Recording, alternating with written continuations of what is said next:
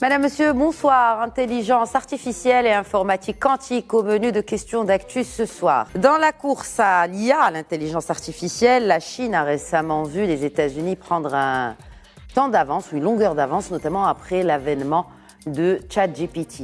Mais Pékin est loin d'avoir dit son dernier mot. 2030, c'est l'échéance que s'est donnée Pékin pour être le leader mondial de l'intelligence artificielle. Une question, pourquoi cette course à l'IA? Quels sont les enjeux géopolitiques de cette technologie? Et au cœur des enjeux stratégiques des États, il y a aussi l'informatique quantique. Cette autre technologie appelée à révolutionner beaucoup de disciplines, tout comme l'IA est en train de révolutionner tellement de métiers. Car selon Goldman Sachs, un quart des emplois mondiaux sont appelés à disparaître devant, ou plutôt devrais-je dire à cause de l'intelligence artificielle. Et il faut dire que c'est une tornade de débats autour de cette technologie. Alors l'IA, un danger ou une opportunité? Une réglementation à l'échelle mondiale est-elle réaliste et réalisable? Quelle place pour l'éthique et comment éviter les pièges de l'utilisation de cette IA? Et au niveau national, au Maroc, le pays est-il à la page? L'IA est déjà utilisée certes dans plusieurs secteurs, dont l'industrie, la finance, la santé ou encore l'agriculture, mais nous sommes loin de sa démocratisation. Que risquent les entreprises si elles ne prennent pas le train qui est déjà en marche? Comment penser une stratégie nationale sur l'IA et former les ressources pour l'accompagner? Pour répondre à ces questions, on ne peut plus d'actualité. J'ai l'immense plaisir d'accueillir sur le plateau de questions d'actu un spécialiste, un expert en la matière, Hassan Baïj, IBM Maroc Consulting Executive. Bonsoir, Monsieur Baïj, et merci de vous joindre au débat. Merci beaucoup pour votre invitation. Je suis ravi d'être parmi vous aujourd'hui. Marhaba, c'est un plaisir de vous accueillir. Et nous avons également avec nous un autre expert en la matière. Il s'est défini comme AI Crafter. Il est directeur général de Dial Technologies et consultant digital. Zoher Ldissi, bonsoir. Bonsoir, merci pour l'invitation. Et un plaisir renouvelé de vous accueillir sur ce plateau de questions d'actu. Partagez. Et j'ai également la joie et le plaisir d'accueillir sur le plateau de questions d'actu ce soir Salahdine Beina, expert en transformation digitale. Bonsoir Salah Beina. Merci pour l'invitation. Merci à vous de l'avoir accepté. Messieurs, grande question. Alors, cette intelligence artificielle, bon, je suis avec des défenseurs de l'intelligence artificielle, donc ça m'étonnerait fort que quelqu'un pense que ce soit une malédiction. Alors, c'est une révolution, une malédiction.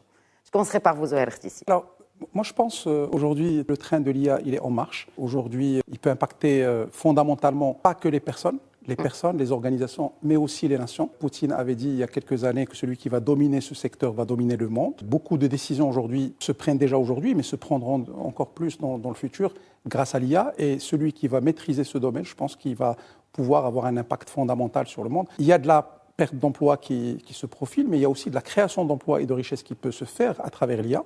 Et il y a de l'inclusion sociale et de l'impact sociétal qui peut se faire grâce à ce type de technologie. Je pensais à nous de voir la moitié pleine du verre et de construire autour de ça pour essayer d'avoir le bon équilibre entre une IA qui permet de rendre les gens plus productifs, les organisations plus performantes, les nations plus compétitives, et l'éthique qui est nécessaire pour accompagner tout ça et pour permettre à ce que ça soit au service de l'humain et non pas aux dépens de l'humain. Nous y venons. D'ailleurs, Poutine qui s'est lancé aussi dans la course à l'IA et qui veut sa propre version de ChatGPT, ça date de cette semaine. Je vais poser la même question, je fais le tour de table autour de cette question pour bien planter le décor. Alors Hassan Baïj, révolution ou malédiction? Écoutez, tout d'abord, nous sommes dans un moment rare dans l'histoire où une nouvelle technologie innovante change radicalement l'environnement des entreprises et des personnes. Cette technologie, c'est l'intelligence artificielle et je vous remercie de l'avoir abordé. Et le second sujet, c'est le quantum computing. Donc aujourd'hui, les chefs d'entreprise ont peur de cette technologie. Avantages et inconvénients. Zoher, il a expliqué un petit peu les craintes que ont les gens.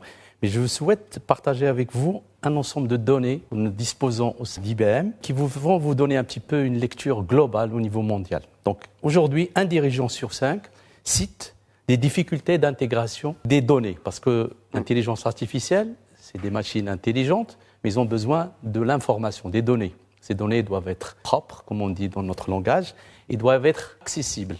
On va y arriver tout à l'heure. 25% des organisations aujourd'hui manquent d'outils ou de plateformes pour développer des modèles.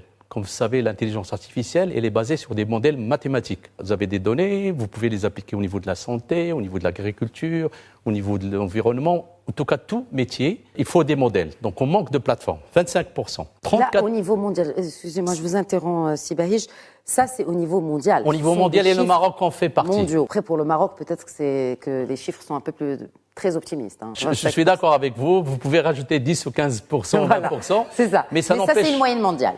Ça n'empêche quand même que le Maroc, quand même, c'est un pays sous l'égide de Sa Majesté. On a fait beaucoup de progrès. On est quand même un pays souverain et qui souhaite être souverain dans le futur, Inch'Allah. Suite au Covid, vous connaissez toute l'histoire, mais en tout cas, je pense que sur l'Afrique, Moyen-Orient, on est quand même parmi les pays qui s'approchent le plus de ces chiffres-là. Oui, les mieux lotis, absolument. Donc j'ai parlé des 25% des organisations qui manquent d'outils pour les modèles. 34% des entreprises, et c'est hyper important, vous en avez parlé tout à l'heure, n'ont pas les compétences et l'expertise ou les connaissances nécessaires pour maîtriser l'IA. Parce que quand vous avez un outil, une voiture, vous ne savez pas la conduire, c'est un grand problème. Il peut être dans le garage et il restera là. Donc 34%. Et le plus grave encore, 74% des dirigeants n'ont pas pris les mesures nécessaires pour intégrer l'intelligence artificielle dans leur milieu de travail. C'est-à-dire qu'ils savent très bien qu'il y aura. Donc, pour résumer, et on en discutera tout à l'heure, les dirigeants, pour adopter, il y a un ensemble d'éléments sur lesquels ils doivent aujourd'hui prendre connaissance et s'aligner et tenir compte. La première, c'est comment créer un avantage concurrentiel avec l'intelligence artificielle. Je ne vais pas avoir l'intelligence artificielle pour le plaisir d'avoir l'intelligence artificielle. D'abord, je dois regarder un petit peu mon business, les données dont je dispose et qu'est-ce que je veux en faire pour tirer un objectif concurrentiel. Ça, c'est le premier élément. Comment faire évoluer l'IA au sein de l'entreprise? Parce qu'il y a toute une éducation, il y a tout un changement de culture, etc. au sein de l'entreprise. Parce que vous n'allez pas prendre une personne qui a l'habitude de faire un travail et du jour au lendemain, vous allez lui dire, écoute, 70% de votre travail va être automatisé. Par contre, les 70% qui est automatisé, vous allez faire autre chose. Donc on va vous former sur d'autres métiers, vous allez être plus efficace. Après, il y a comment avancer, et César en a parlé, la confiance. Parce que l'IA, elle est très importante, mais aussi peut vous générer beaucoup de problèmes au niveau de votre entreprise si elle est mal utilisée. Pour votre réputation, si des données sont... Parce que quand même, vous accédez à des données privées, il y a des normes au niveau international. Et vos données aussi sont du coup accessibles, les données de l'entreprise. Absolument. C'est là où il y a le risque. Absolument. Et aussi les données que vous utilisez, qu'ils sont protégées. Vous savez, l'Union européenne, ils ont défini le GDPR, qui aujourd'hui... c'est arrivé, je ne sais plus quel chiffre d'affaires, pourcentage de chiffre d'affaires, 30 millions d'euros, si vous n'êtes pas compliant avec le GDPR. Je n'ai pas le chiffre exact, mais ça, en tout cas, il y a des pénalités dans ce sens-là. Donc ça, c'est le prêt, on discutera tout à l'heure où est-ce qu'on peut l'utiliser et comment. Mais en tout cas, c'est une révolution et non une malédiction. C'est une révolution pour moi. Il faut la maîtriser. La malédiction, on la verra peut-être avec le quantum computing si c'est mal utilisé. Très bien. Même question pour vous, Salah Beina. Moi, je ne vais pas utiliser le terme de révolution ou de malédiction, même si ça rime bien. Moi, je vais parler de rupture. On est à une époque où, effectivement, comme l'a dit Sibahij, nous assistons à une technologie de rupture. C'est-à-dire il va y avoir un avant et un après. Maintenant, si on est parmi ceux qui arrivent à profiter de cette rupture, ben pour nous, ça sera effectivement la croissance promise, les marchés, etc. Si on est parmi ceux qui finalement ne prennent pas le train, on pourra l'appeler comme on veut, malédiction si vous voulez, mais en fait c'est tout particulièrement cela qu'on appelle une rupture. Il y a un avant et un après, il y a des individus, des sociétés, des groupes, des gouvernements qui vont en profiter et d'autres qui vont laisser passer cette chance. C'est une question d'agilité pour vous? Probablement, mais ce qui est encore plus des ruptures, on en a vécu dans l'histoire de l'humanité. Ce qui est encore plus flagrant avec celle-là, c'est le temps, c'est la relation au temps. C'est-à-dire que vous avez commencé dans votre introduction et vous avez parlé de ChatGPT. Si je reviens un an en arrière et je vous dis c'est quoi ChatGPT, c'est inconnu au bataillon. Non, il y a 6 mois. Non, mais il a quel âge? Il a quel âge? Il a plusieurs années. Mais il a quel âge public? ChatGPT, il n'a pas un an. C'est le modèle, le noyau central, etc. GPT. Mais si on revient même... Ils ont dû travailler dessus pendant combien de temps? Mais si on revient même... ChatGPT, vous parlez de ChatGPT. Oui. Ça fait combien d'années que cette technologie est en train de se développer? On peut revenir aux racines même de ce que c'est. C'est-à-dire que ce qu'on appelle aujourd'hui les LLM, les Large Language Models, développés par Google, qui est le créateur de la chose, ça date de 2017. C'est-à-dire que En 2017, on a mis en place des modèles. GPT a exploité les travaux de Google, il a mis en place, OpenAI a mis en place GPT, qui n'est rien d'autre qu'une application des Large Language Models que Google a créé. Et puis, pour leur donner une interface un peu conviviale sous forme d'un chat, c'est là que ChatGPT est sorti.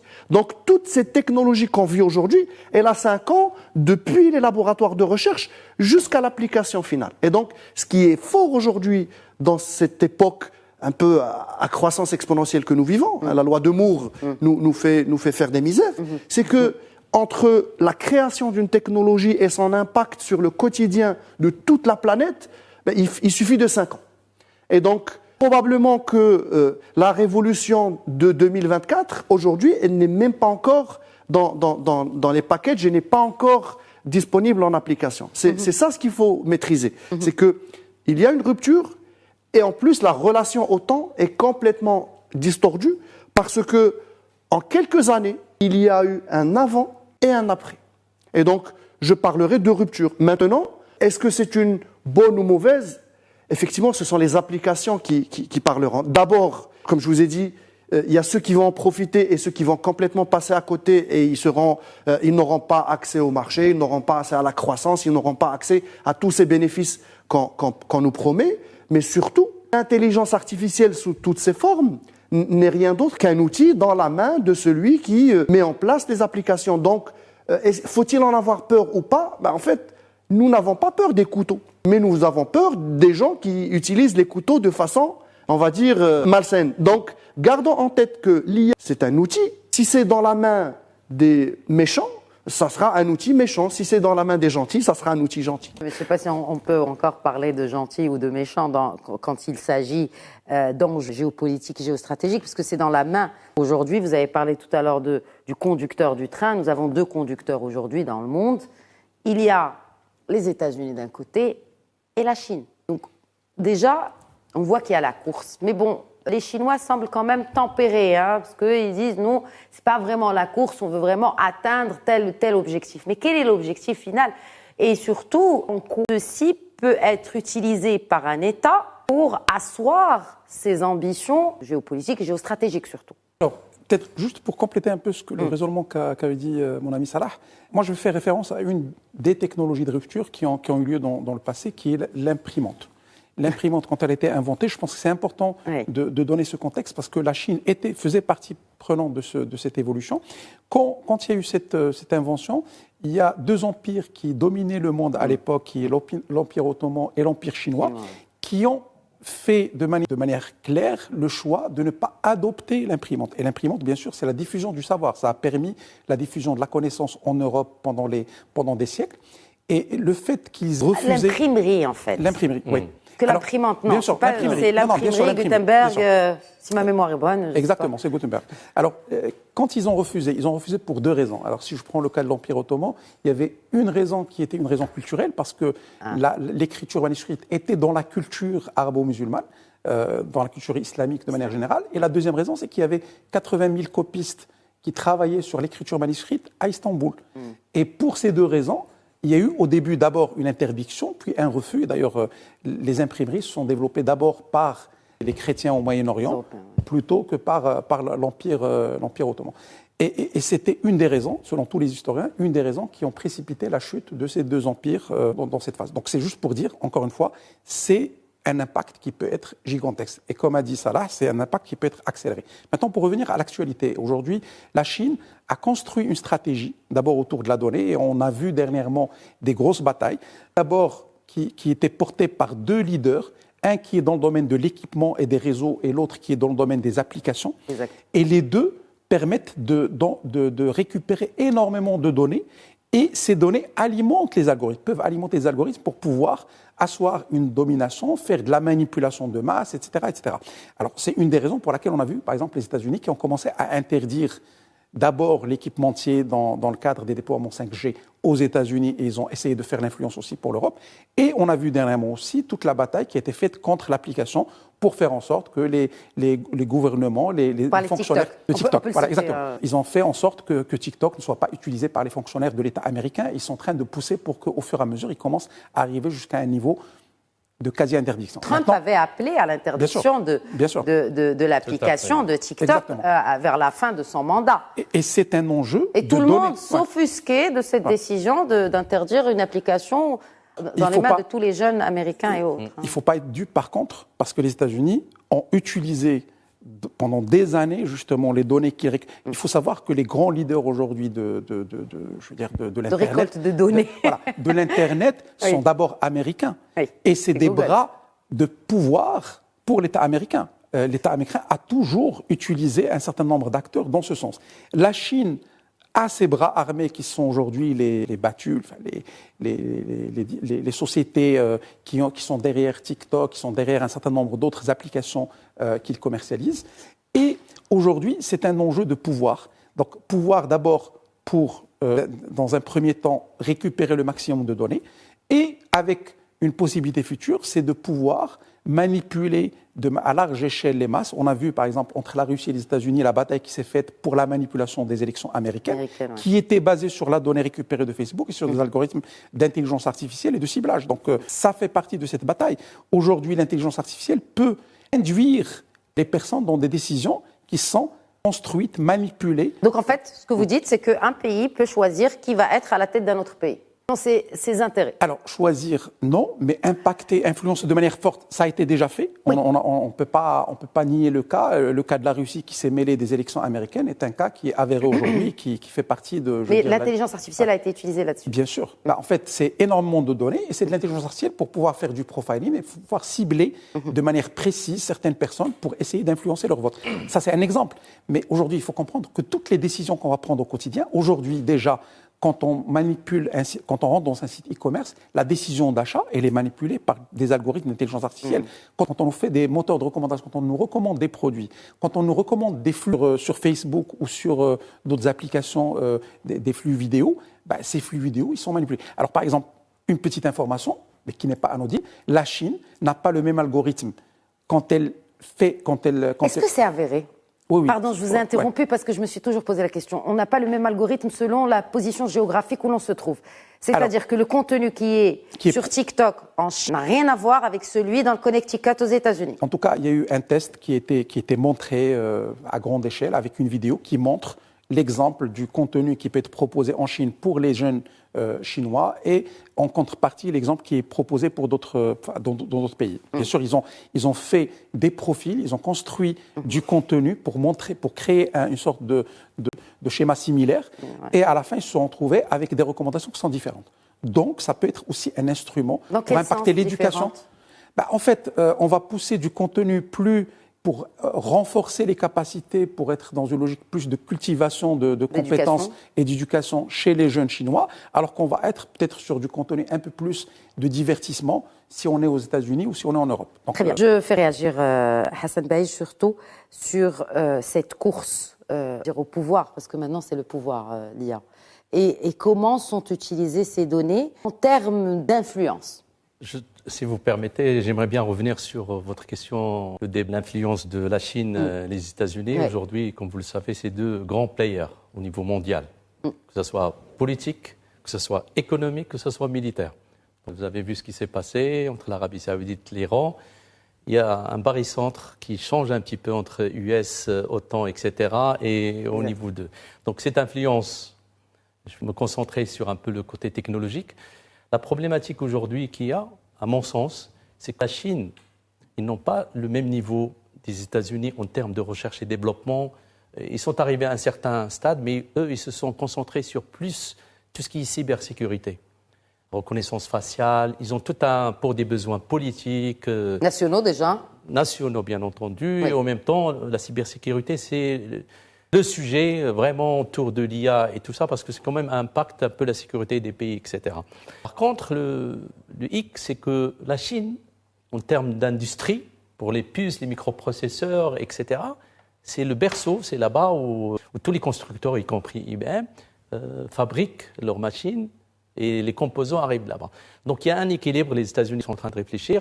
Mais l'Europe, elle essaie aussi de... Justement, est-ce qu'il y a un positionnement possible pour d'autres acteurs dans cette IA, ou pour les 5 prochaines années ou pour les 3 prochaines années, il y aura le monopole ou le bimonopole finalement de la Chine et des États-Unis? Est-ce que vous pensez que ce train-là, il est vraiment rattrapable? Non, non, il est rattrapable. Je pense que la France, il a compris. Je pense que l'Allemagne, Merkel, avant de partir à sa retraite, la dernière réunion, il a justement parlé de l'IA et de quantum computing. D'ailleurs, il a fait des investissements très importants pour justement dire que l'Allemagne, c'est un pays qui est toujours en avance par le reste. Maintenant, le combat actuel, je pense qu'il se joue entre la Chine, parce que c'est quelque chose, mais c'est une réalité. Maintenant, on va voir un peu la suite. Je ne peux pas prédire un peu ce qui va se passer, parce que la politique. Mais l'IA, aujourd'hui, il est utilisé de partout. Alors, il est utilisé de partout. Est-ce qu'il y a des règles aujourd'hui claires en matière d'IA? Est-ce que le questionnement que j'avais dans mon introduction, c'était est-ce qu'il était possible d'encadrer juridiquement cette technologie, Salah Beina, au niveau mondial? Est-ce que c'est envisageable? Est-ce que c'est réaliste? Je pense que tout d'abord, on essayera. Aujourd'hui, le débat, on est là, on parle d'éthique, on parle de régulation, de réglementation. On essayera de faire en sorte, parce que c'est le débat qui se pose aujourd'hui, comment faire en sorte de faire une IA éthique. Mais en fait, une IA, c'est un algorithme. Une IA éthique? Non, mais c'est ça. Est-ce qu'on peut déjà la définir? Faut d'abord qu'on définisse l'éthique. Et quand on définit l'éthique... On ne va pas dans les discussions philosophiques, c'est-à-dire dans le sens où est-ce qu'on peut parler d'éthique alors que les scandales d'utilisation et là l'exemple de manipulation des élections aux États-Unis je ne vais même pas vous parler... Mais l'utilisation des données personnelles, c'est l'enjeu numéro 1 quand on parle d'éthique dans la technologie. Je vous donne un exemple très simple qui vous permet de comprendre qu'est-ce que l'éthique et qu'il n'y a pas une seule éthique. Aujourd'hui, on parle de voitures autonomes. Les voitures autonomes, elles roulent en évitant les obstacles et en évitant les accidents. Si on met une voiture autonome devant une situation, on va dire, paradoxale, où soit étant coincé dans un accident, soit d'un côté on va toucher des enfants, soit d'un côté on va toucher des personnes âgées. On a deux possibilités, pas une troisième. Si vous êtes en Chine ou vous êtes en Allemagne, l'algorithme probablement ne prendra pas la même décision. Parce que, pour des raisons sociales et sociétales et culturelles, nous n'avons pas la même, on va dire, logique dans nos décisions. Certaines peuplades donnent plus d'intérêt à la jeunesse qui est le futur, d'autres donnent plus de valeur à la connaissance, au savoir, à l'historique et donc aux personnes âgées. Et probablement qu'à un moment donné, la voiture chinoise décidera différemment de la voiture allemande. Et c'est ça l'éthique. C'est que, effectivement, dans une logique qui correspond à certaines règles culturelles, on prendra des décisions, le sens commun, il ira plutôt vers la réponse A. Juste à côté, les voisins vont plutôt opter pour... On a fait des guerres dans l'histoire pour des raisons tout aussi, on va dire, malheureuses, mais ça a fait que... Mais il n'y aura pas des règles nationales, c'est-à-dire... Tout d'abord... Il n'y aura jamais consensus. Tout d'abord, les règles internationales, avoir un consensus éthique, pas sûr qu'on y arrive. La deuxième chose, c'est que... Donc quoi, on subit, c'est tout? Non. Une fois qu'on aura... Supposons même qu'on arrive à des règles qui consistent à dire, voilà ce qu'on a défini comme étant l'éthique. Ça ne veut pas dire qu'on va les injecter dans l'algorithme, parce que ça veut dire que les humains, eux, ils ne sont pas éthiques du tout, et c'est l'algorithme qui va veiller à appliquer l'éthique. Je vous ai donné tout à l'heure un exemple. Si les humains, quand ils mettent en place des solutions, n'ont pas ce réflexe de faire le bien autour de soi et ne pas faire le mal, c'est pas l'outil qui va corriger la chose. On cherchera l'outil qui nous permet de faire le plus de bénéfices, d'avoir le plus de croissance, etc. Donc, si vous avez les idées farfelues et que vous voulez nuire à autrui, vous y arriverez. Ce n'est pas... Vous allez changer d'outil, vous allez faire vos propres outils, loin de même nuire ou utiliser autrui pour gonfler son chiffre d'affaires. Je vous donne un exemple. Je vous donne un exemple qui s'est passé aux Pays-Bas. Quand j'ai dit tout à l'heure les méchants et les gentils, je ne parlais pas des Américains et des Chinois, je parlais de nous. Nous pouvons, dans certaines applications, avoir des idées qui vont trop loin, beaucoup plus loin que ce qu'on voulait faire au départ. Aux Pays-Bas, ils ont essayé de faire un système de détection de fraude sociale. Dans le principe, c'est génial, parce qu'on va pouvoir détecter des gens qui ne payent pas leurs impôts, qui touchent des allocations sociales alors qu'il ne devrait pas y avoir droit, etc. Sauf que ce système, c'est retrouver un système autonome, ferme, à partir duquel on peut noter des individus de notre société en disant « lui, il est fraudeur ». Et à partir du moment où le système déclare un citoyen, néerlandais soit-il, fraudeur, il se retrouve sans allocation, pas moyen de louer, pas de crédit bancaire, et donc on se retrouve systématiquement en dehors du circuit, avec aucun droit de recours. Et donc ça, on a donné un pouvoir de décision sur la vie de monsieur tout le monde. La Chine a déjà fait ça. Hein. Non, mais je vous parle Avec d'un les crédits pays... sociaux, social credit, je crois. Non, mais je vous parle des Pays-Bas où la Cour internationale de justice est installée à La Haye. C'est-à-dire qu'on est entre les gentils, on va dire. Ça dépend où vous trouvez dans le monde. Les gentils de l'autre côté, ils disent non, c'est les méchants. C'est ce type d'application. Oui. C'est ce type d'application. Dans les démocraties. Oui, démocratiquement parlant, c'est un outil où la volonté, c'est effectivement de détecter des fraudeurs, mais le b.a.-ba de ces systèmes, c'est d'abord d'être dans des systèmes où on connaît toutes les conséquences de ce qui se passe et d'avoir des droits de recours. Aujourd'hui, quand on laisse des systèmes autonomes prendre des décisions qui vont impacter votre vie de citoyen, vous êtes accepté dans telle université et vous n'avez pas le droit de rejeter la décision. Dernièrement, l'Allemagne a décidé, pour des raisons administratives, de refuser le droit de demande de justification en cas de rejet de visa aux Marocains. C'est-à-dire que si votre visa est refusé, vous n'avez plus le droit de demander pourquoi. Ça, c'est un système qui s'enferme sur lui-même. Si, pour peu que ces décisions soient automatisées, et elles risquent de l'être, parce que l'automatisation permet de gagner du temps, permet d'avoir de l'efficacité, etc. Si vous êtes devant des systèmes qui sont fermés, boîte noire, qui prennent des décisions pour vous, pour des faits de vie, qui vous concerne directement, là, vous avez un système qui biaise la société dans laquelle nous vivons. Donc, probablement que si c'est utilisé depuis l'extérieur pour nuire, ça peut être de l'infogérance, mais des fois, même de l'intérieur, à l'intérieur des frontières du même pays, on peut avoir des systèmes autonomes qui prennent des décisions qui vont dans un sens ou dans l'autre, sans avoir la possibilité de se défendre, nous, comme citoyens. Et donc, il faut faire très attention aux applications parce qu'on va se satisfaire d'efficacité, de performance dans les outils qu'on va mettre en place. Mais attention, il y a un retour de flamme. C'est qu'à la recherche de performance et d'efficacité, on peut effectivement faire des dégâts. On peut faire des dégâts humains. Un quart des emplois qui seront amenés à disparaître à cause de l'IA. Il y a d'autres études que d'ici 2025, l'IA et l'automatisation contribueront à la création de 12 millions d'emplois dans le monde. Que représentent ces 12 millions dans l'ensemble des emplois dans le monde? Alors, moi je pense qu'il ne faut pas... C'est la grosse question. Bien sûr. Non, je sais que c'est une question qui est aujourd'hui au centre, en tout cas, de beaucoup d'inquiétudes de la part des individus, des organisations, des pays, parce qu'il y a tout un modèle social qui peut aussi être impacté par les éventuelles pertes d'emploi. Maintenant, ce qu'il faut comprendre, et là encore une fois, d'un point de vue macro et d'un point de vue de long terme dans l'histoire, quand il y a eu la première révolution industrielle, il y a eu du travail qui était remplacé. Donc on avait remplacé un peu le travail manuel, physique qui se faisait. Alors à l'époque, on parlait de ce qu'on appelle tout ce qui est dirty and dangerous, le travail sale et dangereux. Deuxième phase, c'est dans la deuxième et la troisième révolution industrielle, on a remplacé tout ce qui est ennuyeux, dalle.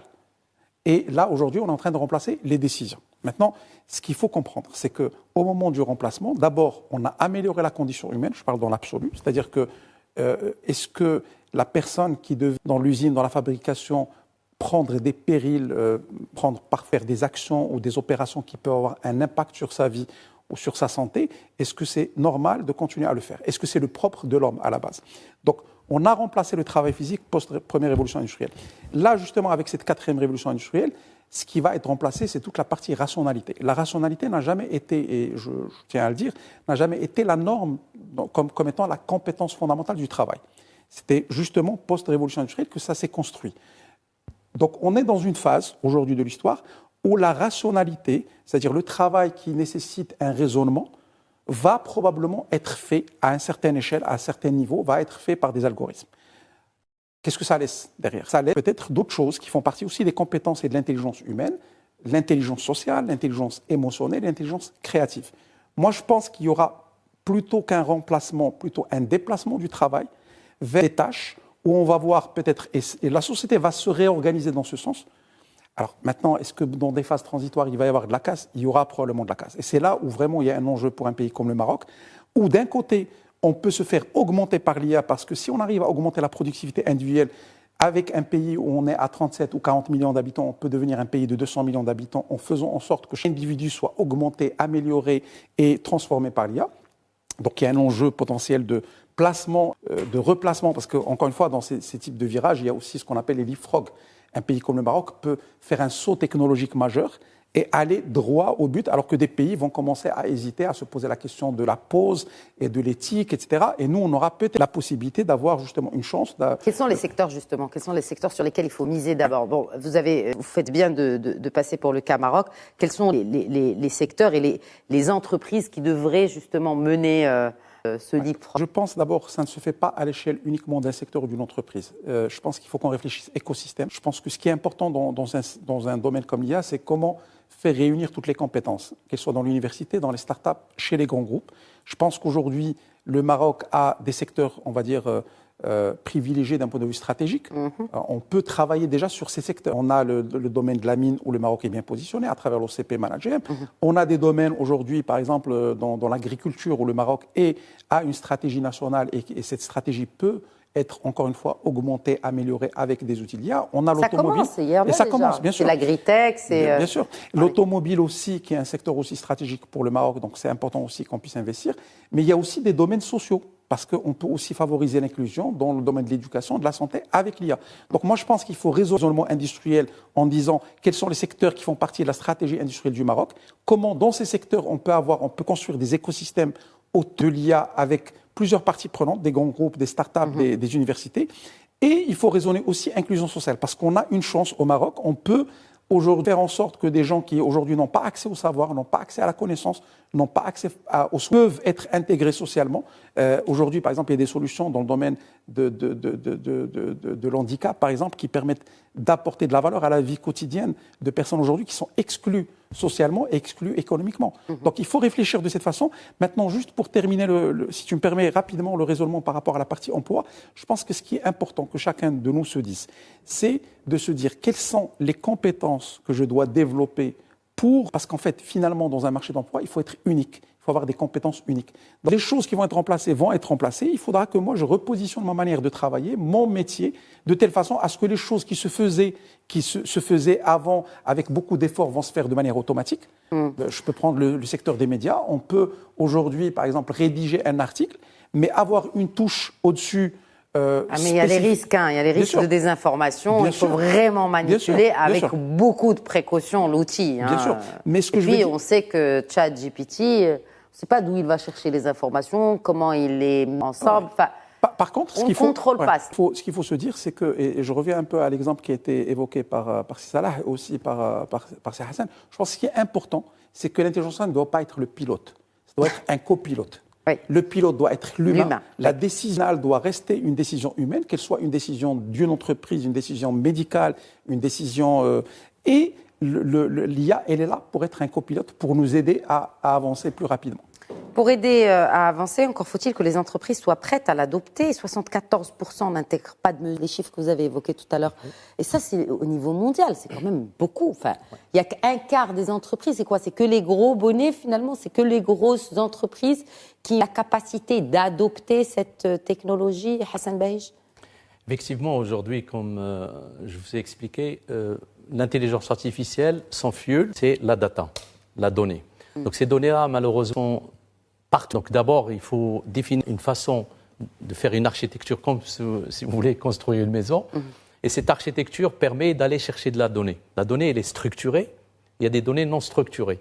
Donc la problématique des entreprises aujourd'hui, c'est pourquoi les grosses structures, ils se sont donné les moyens, parce que c'est des investissements assez importants, investissements financiers, également en humain, c'est-à-dire il y a toute une conduite de changement au sein de l'entreprise pour faire arriver. Donc ces données-là, et je pense avec le temps, les 74% vont baisser avec le temps. Mais c'est une réalité. Mais ce n'est pas grave, parce qu'aujourd'hui, il faut laisser le temps aussi aux entreprises s'adapter. Est-ce qu'il y a un modèle justement pour s'adapter? Est-ce qu'il y a un modèle adéquat, ou peut-être même un canevas de modèles pour adopter cette IA? Il y a aujourd'hui la méthodologie qui est utilisée, elle est en incrémental, c'est-à-dire prendre des sujets bien précis à automatiser, parce que l'IA permet, comme l'a dit Zouheir, d'automatiser des tâches qui aujourd'hui On n'a pas besoin d'être un être humain et c'est même bête de laisser quelqu'un faire des tâches qui sont répétitives. On les automatise. Je prends par exemple au centre d'appel. Il y a des gens qui répondent à un appel, un problème que systématiquement une machine automatique peut répondre à leurs problématiques. Donc ces personnes peuvent se concentrer sur autre chose. Donc il y a toute une méthodologie à mettre en place. Ça dépend si on est dans un domaine télécom, si on est au niveau de la banque, là, ou au niveau gouvernement. On choisit où est-ce qu'on veut avoir de l'impact le plus important. Aujourd'hui, je ne vous cache pas que les banques, les institutions financières, ils utilisent beaucoup la data. C'est la seule façon pour investir. Ils ont des paramètres bien précis parce que ça part très vite au niveau des bourses. Deuxième chose, c'est carrément la connaissance de leurs clients. C'est-à-dire aujourd'hui le comportement des clients, comment je me différencie moi, banque, par rapport à une autre, si j'ai une base installée de mes clients et je connais leur comportement et comment je m'adapte. Donc pour répondre à votre question, c'est vraiment les problématiques. Dans les grands groupes internationaux, ils l'ont adopté. Donc, et je suis certain que dans le futur, ils vont l'adopter. Le deuxième sujet, parce que j'aimerais bien quand même revenir sur... tout à l'heure, vous avez parlé de digne de confiance. J'ai trouvé une définition pour l'IA, franchement, que j'ai trouvé extraordinaire. L'IA doit être explicable, robuste, transparente et prioritisée et protéger la vie privée et les droits des consommateurs en matière de données pour susciter la confiance. Chez les bisounours. C'est comme ce qu'il a expliqué, c'est ça là. Voilà. C'est une bonne définition. C'est éthique que personne ne va utiliser. Non, mais est-ce que, honnête, combien de cases cochez-vous sur cette définition quand on voit lire? Très honnêtement, combien de cases? Sur 10? Oui. Sur 10, je mettrais entre 5 et 6 aujourd'hui.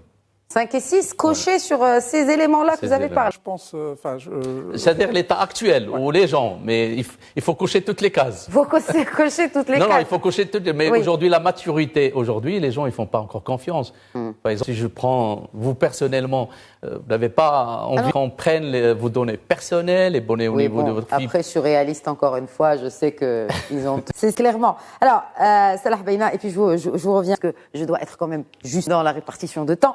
On parle d'une stratégie nationale de l'IA. Quelle stratégie nationale pour l'IA en connaissant la stratégie nationale digitale?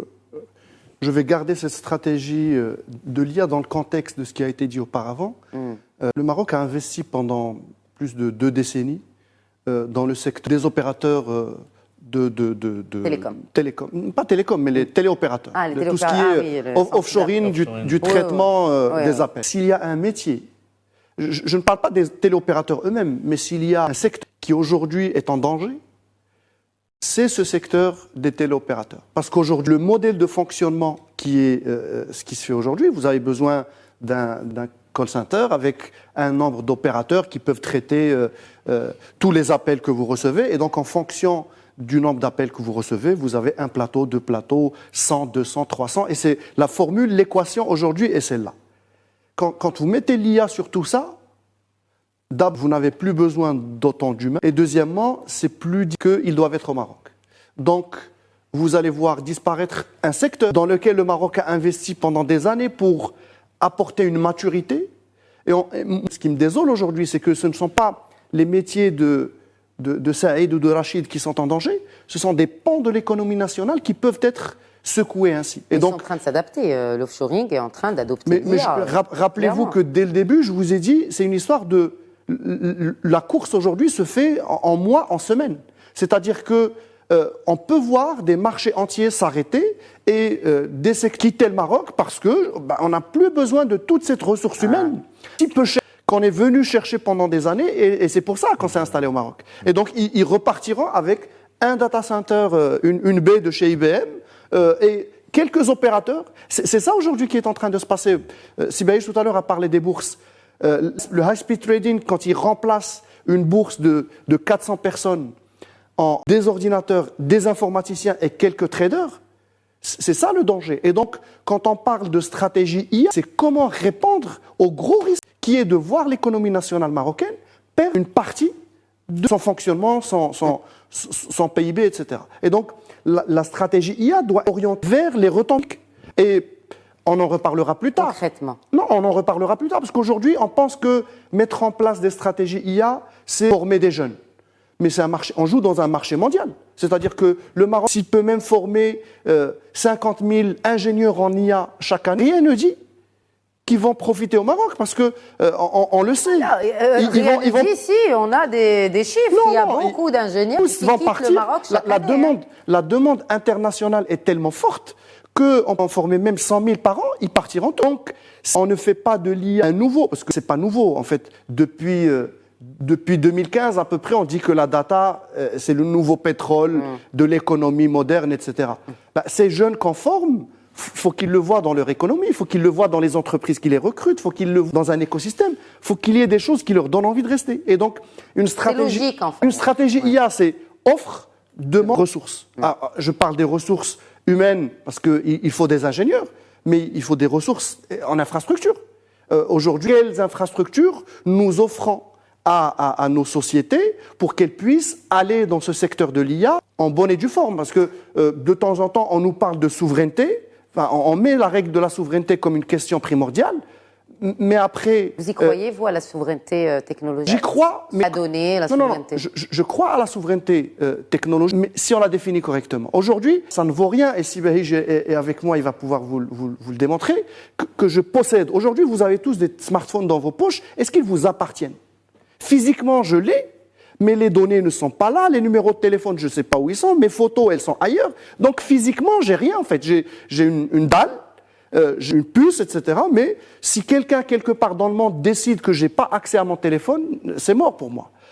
On a malheureusement aujourd'hui une logique de souveraineté physique. On croit que parce qu'on possède un data center, qu'il est à nous. Alors que le système d'exploitation qu'il fait tourner... sur le territoire. Hein. Oui, non, mais ça ne veut absolument rien dire. Ouais. Le système d'exploitation qu'il fait tourner n'est pas à moi, donc quand je veux développer, je fais appel à des compétences... Ou de la maintenance.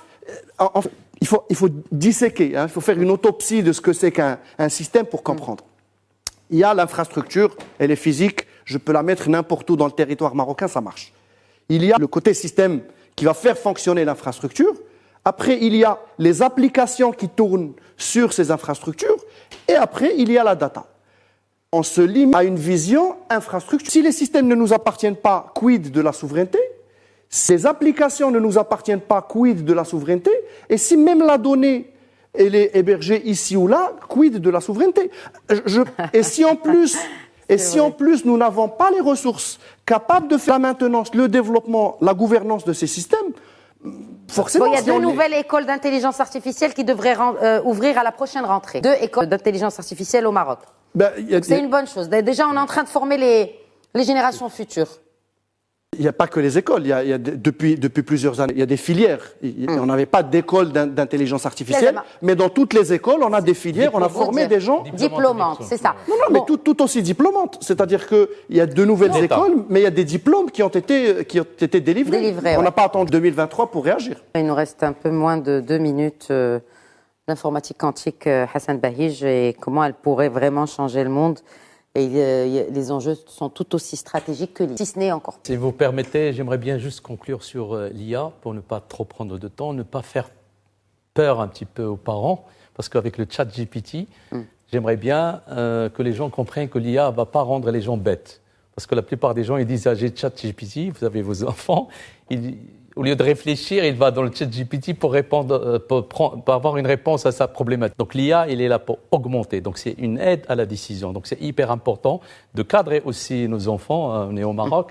C'est hyper important de leur expliquer que chat GPT et tout ça, c'est bien, mais c'est un complément. Donc je ferme la parenthèse.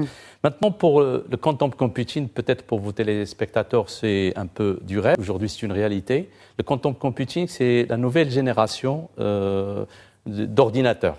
Alors, d'abord, je vais expliquer le pourquoi. Aujourd'hui, le quantum computing, c'est les futurs ordinateurs, mais ils ne vont pas remplacer les ordinateurs actuels. Si vous voulez, je ne vais pas rentrer dans le technique. Aujourd'hui, l'informatique, elle est codée sous forme de ce qu'on appelle des bits. Le quantum computing, ils utilisent la mécanique quantique qui permet d'avoir des états entre 0 et 1. C'est comme si vous prenez une pièce de monnaie. Vous avez pile ou face. Si vous la prenez et vous la faites tourner, il passe par différentes étapes. Donc, on arrive avec le quantum computing à augmenter, comme ce qu'est l'intelligence artificielle, les ordinateurs actuels. Alors, pourquoi le quantum computing? Aujourd'hui, en termes de recherche et développement, IBM a dépensé beaucoup d'argent. Je vous donne juste les microprocesseurs. En 2016, ils contenaient ce qu'on appelle les qubits. Parce que le quantum computing, c'est quantum, c'est pas qubit. Et en 2016, on arrivait à peine à mettre 5 qubits au sein de ce microprocesseur qui permet de faire des calculs très très importants. L'utilisation, en fait, c'est carrément de faire ce que les ordinateurs ne peuvent pas faire en termes de traitement de données. Parce que comme l'intelligence artificielle arrive avec la data, ces data, parfois il y a des traitements qui nécessitent des milliers d'années pour les exécuter au niveau spatial, au niveau de l'énergie et au niveau principalement médical, les médicaments industriels. Même les batteries futures, comme vous savez, la plupart des véhicules, on travaille beaucoup avec l'énergie. Il faut trouver des batteries. Donc il y a de la recherche et développement qui est faite là-dessus. Et le quantum computing permet à pallier. Si vous voulez, les ordinateurs actuels arrivent à une limite en termes de temps. Ils peuvent faire les calculs, mais il vous faut du temps. Mais le quantum computing va permettre d'aller plus loin. Comme pour l'IA, il y a des acteurs qui se démarquent aujourd'hui par rapport à d'autres. IBM est le leader dans ce domaine. Il y a Google qui travaille là-dessus, Microsoft, il y a pas mal d'entreprises.